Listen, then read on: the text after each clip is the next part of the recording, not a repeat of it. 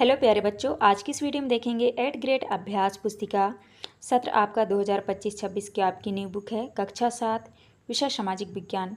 तो प्यारे बच्चों, आपको जो है इस वीडियो में लास्ट तक बने रहना है जिससे कि आपको सभी प्रश्नों के जो है संपूर्ण सॉल्यूशन आपको मिल सके। तो देखिए, आज की इस वीडियो में देखेंगे हमारा अतीत के अंतर्गत आने वाले अध्याय 1 से लेके अध्याय 5 तक का जो है संपूर्ण सॉल्यूशन एक ही वीडियो में देखेंगे। अध्याय 1 में आपका दिया है प्रारंभिक कथन, हजारों वर्षों के दौरान हुए परिवर्तनों की पड़ताल। तो पहला प्रश्न आता है आपका, ऊपर दिया चित्र सिंचाई की किस प्रौद्योगिकी का है? तो आपका जो है सही उत्तर हो जाएगा सी नंबर, रहट। तो आपको रहट लिखना है। इसके बाद नेक्स्ट क्वेश्चन आता है दूसरा में है पांडुलिपियों को किस स्थान पर रखा जाता था? तो आपका उत्तर हो जाएगा डी नंबर, अभिलेखागार में। तीसरा है मध्य युग में आने वाला कोई भी अनजाना व्यक्ति जो उस समाज या संस्कृति का ना हो कहलाता था। तो आपका उत्तर हो जाएगा बी नंबर, विदेशी। इसके बाद नेक्स्ट क्वेश्चन आता है आपका चौथा में मध्य युग में बड़े बुजुर्गों की सभा जो अपनी जातियों के नियम बताती थी और उनका पालन करवाती थी उसे कहा जाता था। तो आपका जो है उत्तर हो जाएगा सी नंबर, जाति पंचायत। इसके बाद नेक्स्ट क्वेश्चन है आपका 5वें में है राजपूतों के पराक्रम और स्वामी भक्ति का गुणगान करते थे। तो आपका उत्तर हो जाएगा बी नंबर, कवि और चारण। इसके बाद नेक्स्ट आता है आपका रिक्त स्थान वाले प्रश्न। तो आपको जो है ए नंबर में आपको भरना है पुस्तकालयों तथा अभिलेखागारों में, बी में भरना है आपको वनवासियों। इसके बाद नेक्स्ट है आपका सी नंबर। तो सी नंबर में जो है आपको ये भरना है। इसके बाद आता है आपका डी नंबर में भरना है आपको लिखित सामग्री। इसके बाद जो है नेक्स्ट है आपका ई नंबर में आपको भरना है लिपिक और नकल निवेश। तो इस तरह से आपको भर लेना है। इसके बाद नेक्स्ट आता है आपका प्रश्न क्रमांक 7 में है मध्यकालीन इतिहास जानने के स्रोत लिखिए। तो आपको उत्तर में लिखना है मध्यकालीन इतिहास जानने के स्रोत सिक्के, शिलालेख, भवन निर्माण कला तथा लिखित सामग्री आदि हैं। इसके बाद 8वें में है किसी भी क्षेत्र के पर्यावरण और वहाँ रहने वाले लोगों की सामाजिक और सांस्कृतिक जीवन शैली को क्या कहते हैं? तो आपको उत्तर में लिखना है किसी भी क्षेत्र के पर्यावरण और वहाँ रहने वाले लोगों की सामाजिक और सांस्कृतिक जीवन शैली को पर्यावास कहते हैं। तो इस तरह से आपको कर लेना है। इसके बाद नेक्स्ट आता है आपका प्रश्न क्रमांक 9वां में है अंग्रेज इतिहासकारों ने भारतीय इतिहास को कितने युगों में बांटा है, उनके नाम लिखिए। तो आपको उत्तर में लिखना है 19वीं सदी के मध्य अंग्रेज इतिहासकारों ने भारत के इतिहास को 3 भागों में बांटा है। पहला है हिंदू, मुस्लिम, ब्रिटिश। इसके बाद 10वें में है क्षेत्रीय साम्राज्य से क्या आशय है? उत्तर में लिखना है क्षेत्रीय साम्राज्य से तात्पर्य उस साम्राज्य से है जो अनेक क्षेत्रीय राज्यों को मिलाकर बना हो, जैसे सल्तनत साम्राज्य, मुगल साम्राज्य, चोल साम्राज्य और तुगलक साम्राज्य इत्यादि। इसके बाद आता है आपका प्रश्न क्रमांक 11 में है अभिलेखागार से क्या आशय है? तो आपको जो है प्रश्न क्रमांक 11 का उत्तर यहाँ से देख के अच्छे से कर लीजिएगा। नेक्स्ट क्वेश्चन है 12 नंबर में पांडुलिपियों के उपयोग में इतिहासकारों के सामने कौन कौन सी समस्याएं आती थीं? तो आपको प्रश्न क्रमांक 12 का उत्तर यहाँ से देख के कर लेना है। इसके बाद नेक्स्ट क्वेश्चन आता है आपका प्रश्न क्रमांक 13 में है 700 से 1750 ईस्वी के बीच आए प्रमुख बदलावों के बारे में लिखिए। तो आपको प्रश्न क्रमांक 13 का उत्तर यहाँ से कर लेना है। इसके बाद नेक्स्ट क्वेश्चन है आपका 14 में है इतिहासकार समय को केवल घड़ी या कैलेंडर की तरह नहीं देखते थे, कैसे समझाइए? तो आपको जो है प्रश्न क्रमांक 14 का उत्तर यहाँ से देख के अच्छे से कर लेना है। इसके बाद नेक्स्ट क्वेश्चन आता है आपका प्रश्न क्रमांक 15 में है 1318 ईस्वी में कवि अमीर खुसरो द्वारा भारत के संबंध में क्या विचार व्यक्त किए गए थे? तो आपको जो है प्रश्न क्रमांक 15 का उत्तर यहाँ से देख के कर लीजिएगा। इसके बाद जो है आपका नेक्स्ट क्वेश्चन आता है प्रश्न क्रमांक 16 में है मध्यकाल में हुए मुख्य धार्मिक परिवर्तनों के बारे में लिखिए। तो आपको जो है मध्यकाल में हुए मुख्य धार्मिक परिवर्तनों के बारे में जो है यहाँ से देख के आपको कर लेना है। तो आप जो है यहाँ से अच्छे से देख के कर लीजिएगा। इसके बाद नेक्स्ट क्वेश्चन आता है आपका प्रश्न क्रमांक 17 में जो आपका दिया है प्रोजेक्ट कार लिखा है आपके ग्राम, शहर अथवा जिले के ऐतिहासिक इमारतों के चित्र एकत्रित कीजिए व उनके बारे में निम्नांकित विवरण कीजिए। तो आपका जो है पहला दिया है इमारत का निर्माण कब हुआ, तो आपको उत्तर में लिखना है इमारत का निर्माण 3री सदी ईस्वी पूर्व हुआ था। दूसरा क्वेश्चन है निर्माण किसके द्वारा कराया गया, उत्तर में लिखना है इसका निर्माण सम्राट अशोक द्वारा कराया गया था। तीसरे में है इमारत के निर्माण में किस प्रकार की सामग्री का उपयोग किया गया, उत्तर में लिखना है ईंटों एवं स्थानीय बलुआ पत्थर का उपयोग किया गया है। चौथा क्वेश्चन है इमारत पर किस प्रकार की चित्रकला की गई, उत्तर में लिखना है इमारत पर जातक कथाएं एवं यज्ञ यक्षिणाओं की चित्रकला है। पाँचवीं में है इमारत का वर्तमान में क्या उपयोग किया जा रहा है, उत्तर में लिखना है इमारत का उपयोग पर्यटन के लिए किया जाता है। इसके बाद आता है आपका छठवां पॉइंट है, छठवां पॉइंट में लिखा है इसकी देखभाल किसके द्वारा की जा रही है, तो उत्तर में लिखना है भारतीय पुरातत्व सर्वेक्षण विभाग द्वारा की जा रही है। इसके बाद आता है आपका सातवें में है इमारत का चित्र बनाइए, तो आपको जो है इस तरह से चित्र बना के आप नाम भी लिख लेना है। तो ये था आपका लास्ट क्वेश्चन। यहाँ पे हमारी वीडियो कंप्लीट होती है। वीडियो अच्छी लगे तो प्लीज़ हमारे चैनल को लाइक एंड सब्सक्राइब करिएगा। अध्याय 2 में है आपका राजा और उनके राज, तो यहाँ पे देख लीजिए अध्याय 2 है राजा और उनके राज। पहला प्रश्न आता है आपका राज और राजेंद्र प्रथम द्वारा निर्मित किस स्थान के मंदिर स्थापत्य और मूर्तिकला की दृष्टि से उत्कृष्ट है, तो आपका जो उत्तर हो जाएगा बी नंबर तंजावुर और गंगई कोडचुलपुरम। इसके बाद नेक्स्ट है आपका दूसरा में है चोल काल में नाडु कहा जाता था, तो आपका उत्तर हो जाएगा ए नंबर गांवों का समूह। तीसरा में है गंगा घाटी में गुर्जर प्रतिहार राष्ट्रकूट और पालवंश के शासक सदियों तक किस नगर पर नियंत्रण के लिए आपस में लड़ते रहे, तो आपका उत्तर हो जाएगा डी नंबर कन्नौज। इसके बाद नेक्स्ट क्वेश्चन आता है आपका चौथा में है 9वीं शताब्दी में तमिलनाडु में नदी की शाखाओं में पानी के प्रवाह को नियंत्रित करने के लिए किसका प्रयोग किया जाता था, तो आपका उत्तर हो जाएगा डी नंबर हौज का। इसके बाद आता है आपका पाँचवा में है नीचे दिए गए चित्र का अवलोकन कीजिए, यह कृति किस राजवंश से संबंधित है, तो आपका उत्तर हो जाएगा बी नंबर राष्ट्रकूट।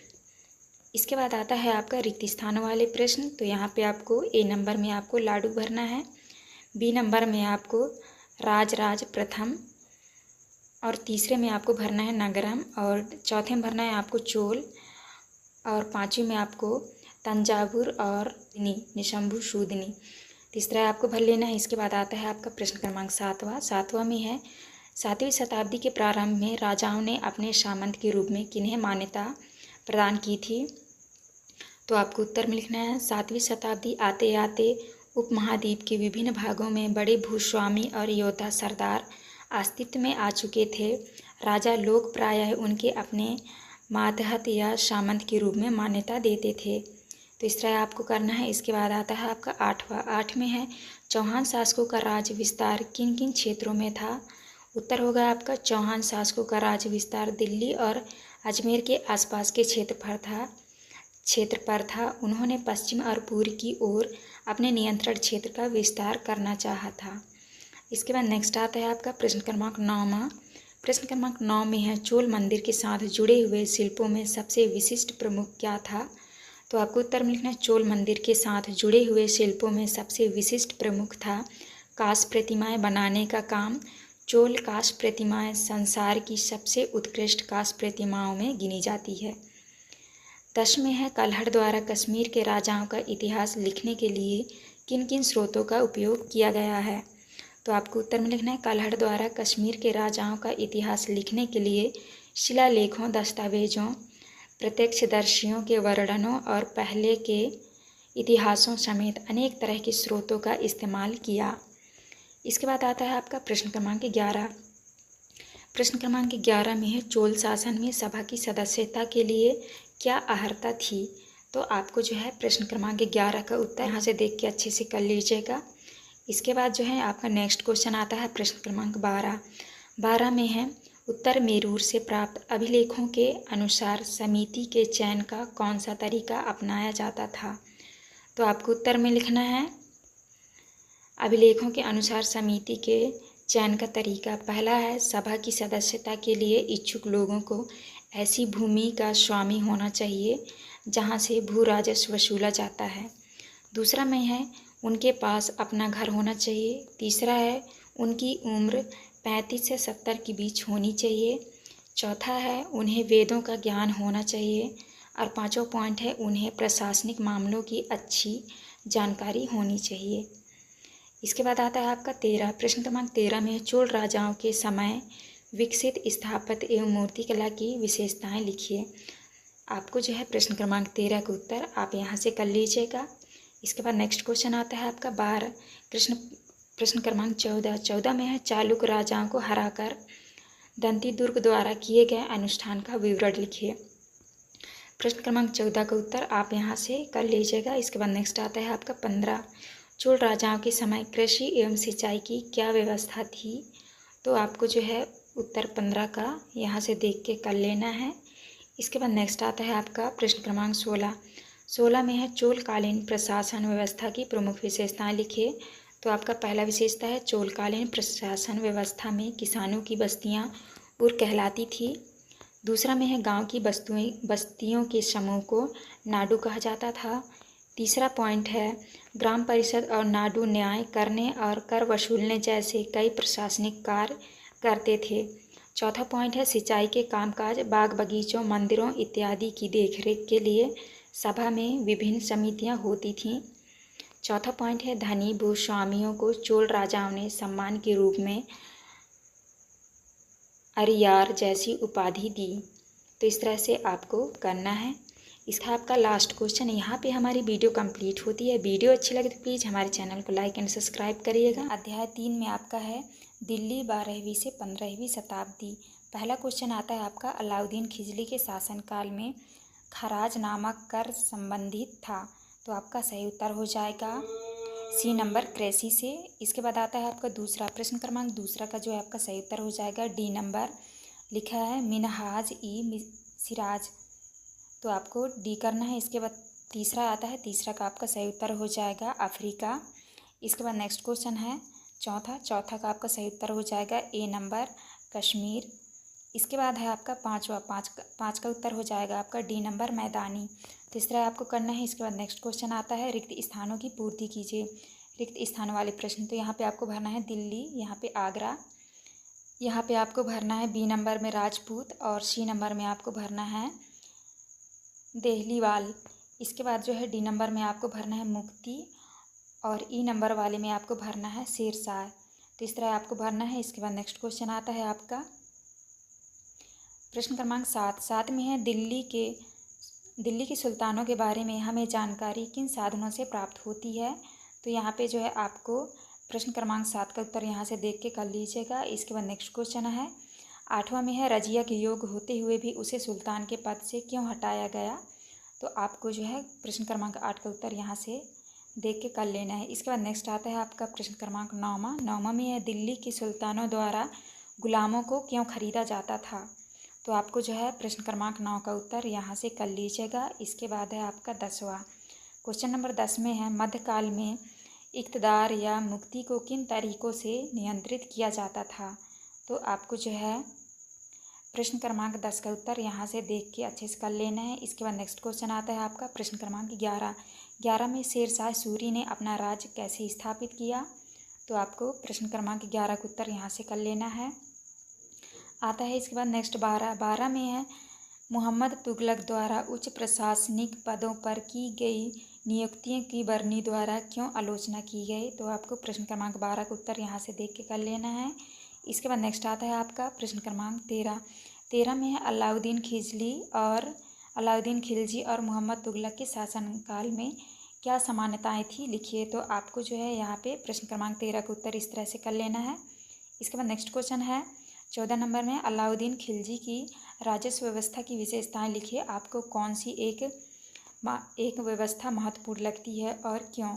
तो आपको प्रश्न क्रमांक 14 का उत्तर यहाँ से देख के कर लेना है। इसके बाद नेक्स्ट क्वेश्चन आता है आपका और बाकी बचा हुआ उत्तर ये है, आपको यहाँ से कर लेना है। इसके बाद नेक्स्ट है आपका प्रश्न क्रमांक 15 में है मंगोल विजय हेतु अलाउद्दीन खिलजी व मोहम्मद तुगलक द्वारा किन बातों पर बल दिया गया। तो आपको प्रश्न क्रमांक 15 का उत्तर यहाँ से कर लेना है। इसके बाद आता है आपका 16 नंबर में शेरशाह सूरी के राज्य विस्तार के बारे में लिखिए। तो आपको प्रश्न क्रमांक 16 का उत्तर यहाँ से देख के कर लीजिएगा। इसके बाद नेक्स्ट आता है आपका अध्याय 4। अध्याय 4 में दिया है मुगल 16वीं से 15वीं शताब्दी। पहला क्वेश्चन है अकबर के शासनकाल में टोडरमल द्वारा व्यवस्था देखी जाती थी। तो आपका उत्तर होगा बी नंबर सैन्य व्यवस्था।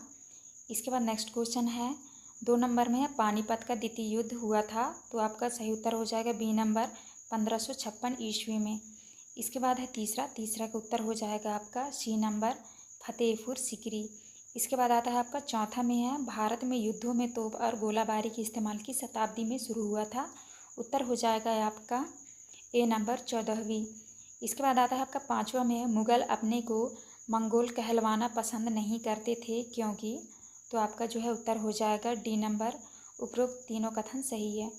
इसके बाद नेक्स्ट क्वेश्चन आता है आपका रिक्त स्थानों वाले। तो आपको जो है पहले में भरना है 12 और दूसरे में भरना है मनसबदार और तीसरे में भरना है अब्दुल फजल, चौथे में भरना है आपको आर्थिक वाणिज्यक और पाँचवें में भरना है आपको चांदी। तो इस तरह से आपको भरना है। इसके बाद नेक्स्ट क्वेश्चन आता है आपका प्रश्न क्रमांक 7 में है मुगल कौन थे। तो आपका जो है प्रश्न क्रमांक 7 का उत्तर आप यहाँ से देख के अच्छे से कर लीजिएगा। नेक्स्ट है आपका 8 नंबर। 8 में है बाबर द्वारा किस युद्ध में व कब इब्राहिम लोधी को पराजित किया गया था। तो आपको प्रश्न क्रमांक 8 का उत्तर यहाँ से देख के कर लेना है। इसके बाद नेक्स्ट क्वेश्चन आता है आपका 9वां में है अब्दुल फजल द्वारा लिखित आईने अकबरी का सबसे रोचक आयाम क्या है। तो आपको जो है प्रश्न क्रमांक 9 का उत्तर यहाँ से करना है। इसके बाद नेक्स्ट है आपका 10वां में है मनसबदार से क्या आशय है लिखिए। ये रहा आपका प्रश्न क्रमांक 10 का उत्तर, आप अच्छे से कर लीजिएगा। इसके बाद नेक्स्ट आता है आपका प्रश्न क्रमांक 11 में है अकबर की राजस्व व्यवस्था की कोई 3 मुख्य बातें लिखिए।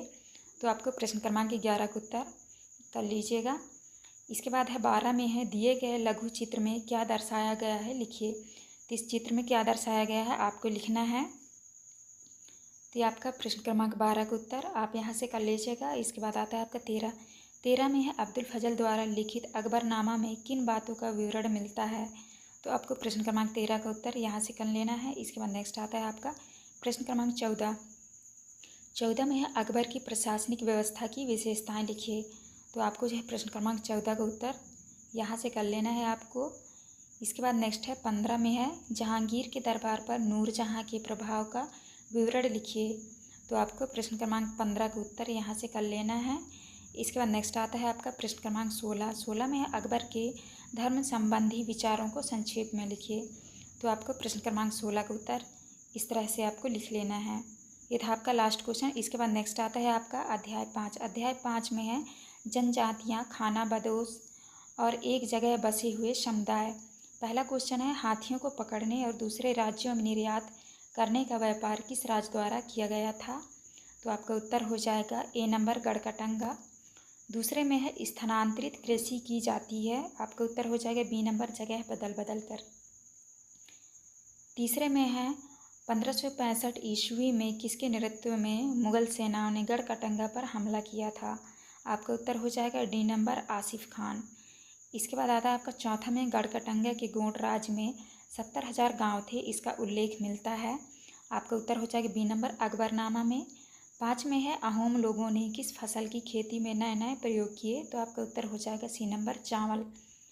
इसके बाद आते हैं आपके रिक्त स्थान वाले प्रश्न। तो आपको ए नंबर में भरना है नातेदारी और बी में भरना है वाचिक परंपराओं। इसके बाद सी में आपको भरना है उत्तर पश्चिम और डी में भरना है मानसिंह, ई में भरना है डांडा। तीसरा आपको भरना है। इसके बाद नेक्स्ट आता है आपका 7वां में है मुगलों द्वारा अहोम राज्य में कब और किसके नेतृत्व में हमला किया गया था। तो आपको प्रश्न क्रमांक 7 का उत्तर यहाँ से देख के कर लेना है। 8 में है जनजातियाँ अपना जीविकोपार्जन किस प्रकार करती थी। तो आपको प्रश्न क्रमांक 8 का उत्तर यहाँ से देख के कर लेना है। इसके बाद नेक्स्ट क्वेश्चन है 9वां में है अहोम राज्य में जिन लोगों से जबरन काम लिया जाता था वे क्या कहलाते थे। तो आपको प्रश्न क्रमांक 9 का उत्तर यहाँ से करना है। इसके बाद है आपका प्रश्न क्रमांक 10 में खाना बदोश किसे कहा गया है। तो आपका प्रश्न क्रमांक 10 का उत्तर आप यहाँ से कर लीजिएगा। नेक्स्ट है 11 में है रानी दुर्गावती को गढ़कटंगा की बागडोर क्यों संभालनी पड़ी। आपको यहाँ से प्रश्न क्रमांक 11 का उत्तर करना है। इसके बाद नेक्स्ट क्वेश्चन है आपका 12 में है स्थानांतरी कृषि किस प्रकार की जाती है। आपको प्रश्न क्रमांक 12 का उत्तर यहाँ से करना है। इसके बाद है आपका 13 में है वर्णों के भीतर छोटी छोटी जातियाँ क्यों उभरने लगीं। तो आपको प्रश्न क्रमांक 13 का उत्तर यहाँ से कर लेना है। नेक्स्ट है आपका प्रश्न क्रमांक 14 में है जहांगीर ने अपने संस्मरण में बंजारों के बारे में क्या लिखा। आपको प्रश्न क्रमांक 14 का उत्तर यहाँ से कर लेना है। नेक्स्ट है आपका 15 में है गढ़कटंगा एक समृद्धशाली राज्य क्यों था, समझाइए। तो आपको प्रश्न क्रमांक 15 का उत्तर यहाँ से करना है। इसके बाद आता है आपका प्रश्न क्रमांक 16 में है गौड़ और अहोम समुदाय की सामाजिक व्यवस्था की तुलना कीजिए। तो यहाँ से आपको प्रश्न क्रमांक 16 का उत्तर कर लेना है। इसके बाद आता है आपका प्रोजेक्ट कार में है पता करें कि आजकल गांव से शहरों तक अनाज ले जाने का काम कैसे होता है। पुराने तौर तरीके से यह किस प्रकार भिन्न या सामान्य है। तो आपको जो है प्रश्न क्रमांक 17 ये आपका प्रोजेक्ट है। प्रोजेक्ट कार का उत्तर इस तरह से आपको करना है। ये था आपका लास्ट क्वेश्चन। यहाँ पे हमारी वीडियो कंप्लीट होती है। वीडियो अच्छी लग रही प्लीज़ हमारे चैनल को लाइक एंड सब्सक्राइब करिएगा।